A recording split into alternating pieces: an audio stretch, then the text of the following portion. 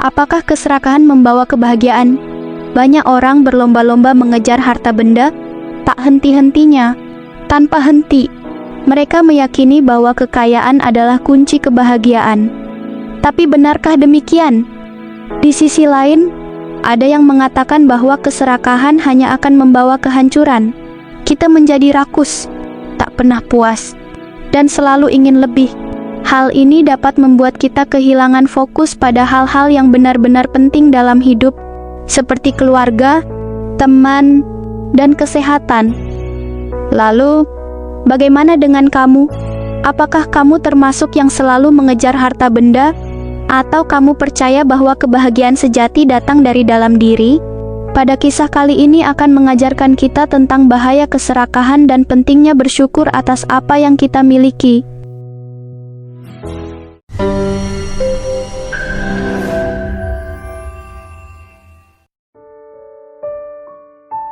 Di sebuah kota perdagangan yang sibuk di tepi laut, hiduplah seorang saudagar bernama Tono. Kekayaannya tidak hanya melampaui semua orang lain di kota, tetapi juga di seluruh wilayah sekitarnya. Tono dikenal sebagai seorang yang pandai berdagang, namun juga terkenal akan sifatnya yang tamak dan tidak pernah puas. Meskipun ia memiliki segalanya, Tono selalu mencari cara untuk memperluas kekayaannya. Suatu hari, dalam salah satu perjalanan bisnisnya ke pasar lokal, telinga Tono tertangkap oleh percakapan dua penduduk desa. Mereka berbisik-bisik tentang sebuah hutan terlarang yang terletak di luar kota, di mana konon terdapat sebuah bukit sakti yang bisa melipat gandakan kekayaan siapapun yang berani mencarinya. Tono yang tidak pernah bisa menolak panggilan keuntungan, segera menanyakan lebih lanjut kepada penduduk desa tersebut. Dengan penuh keingintahuan, ia menyerap setiap kata yang mereka ucapkan tentang bukit itu. Tanpa ragu, saudagar tamak ini memutuskan untuk mencari tahu kebenarannya. Hutan itu sendiri adalah dunia yang sangat berbeda dari kota yang sibuk di mana Tono biasa beroperasi. Pepohonan yang tinggi dan rimbun membuatnya merasa seolah masuk ke dalam labirin alam yang misterius. Namun, tekadnya yang kuat untuk menemukan bukit sakti tidak pernah goyah. Tidak lama setelah memasuki hutan, Tono tiba-tiba dihadang oleh seorang pertapa tua yang kelihatan sangat bijaksana.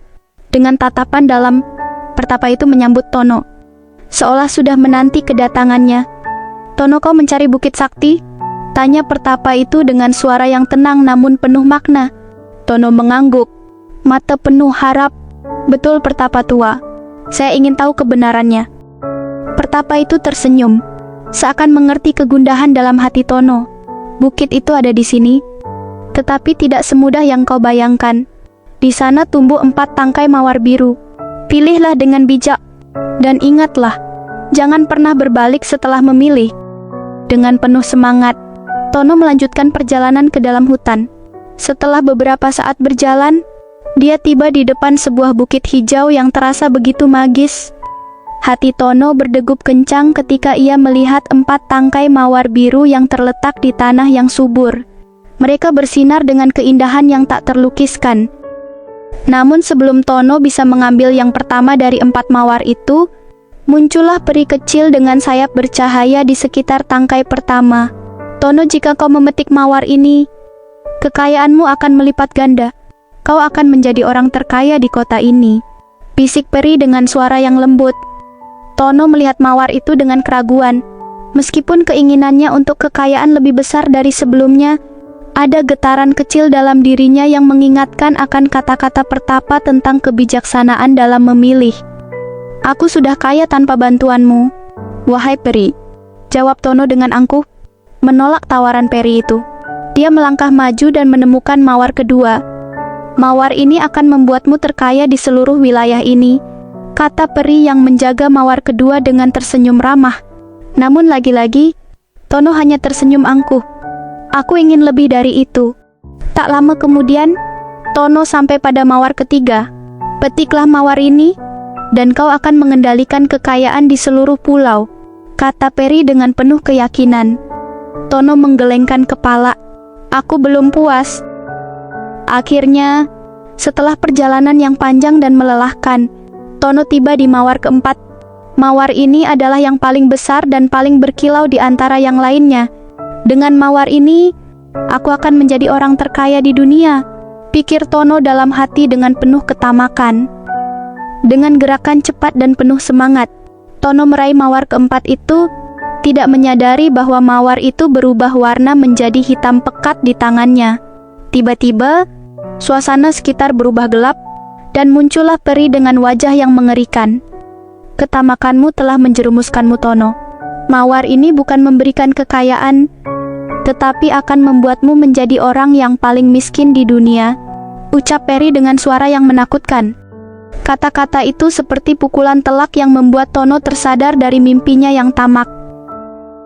Ketika kembali ke kota, Tono mendapati bahwa kehidupannya telah runtuh dalam sekejap. Segala yang ia miliki sebelumnya lenyap tanpa sisa. Kapal dagangnya tenggelam, harta bendanya terbakar, dan kekayaannya musnah dalam seketika. Penduduk kota yang dulu memandangnya dengan hormat dan iri kini hanya bisa menyaksikan dengan sedih bagaimana Tono, yang dulu begitu kuat dan angkuh, kini terpuruk dalam kemiskinan. Dalam keputusasaan, Tono menyadari betapa besar kesalahannya. Ia menyesal tidak pernah bersyukur dengan apa yang telah dimilikinya, dan terus terbuai dalam ambisi yang tidak terbatas. Keserakahan bagaikan api yang tak terkendali. Semakin diberi makan, semakin membakar dan meluluh lantakan. Api keserakahan ini dapat menghanguskan kebahagiaan, hubungan, dan bahkan diri kita sendiri.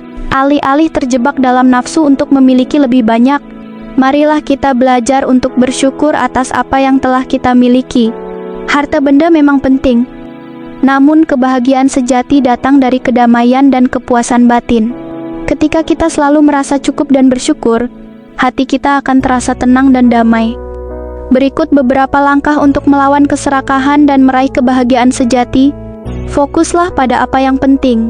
Luangkan waktu untuk merenungkan hal-hal yang benar-benar berharga dalam hidup, seperti cinta, kesehatan, dan kebersamaan dengan orang terkasih. Berlatihlah memberi kepada orang lain, baik dalam bentuk materi maupun waktu, dapat membantu kita untuk lebih menghargai apa yang kita miliki dan mengurangi rasa iri hati. Hiduplah di masa kini, hindari selalu memikirkan masa depan atau menyesali masa lalu. Nikmati momen yang kamu jalani saat ini dengan penuh kesadaran. Bersyukurlah setiap hari. Luangkan waktu setiap hari untuk mensyukuri hal-hal kecil dalam hidup, seperti secangkir kopi yang hangat atau senyuman dari orang yang kamu sayangi.